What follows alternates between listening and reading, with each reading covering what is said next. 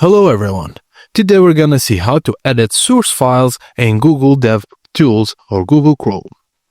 Firstly, open Google Chrome and load your page. Press F12 or Ctrl+Shift+I, then go to the Sources tab.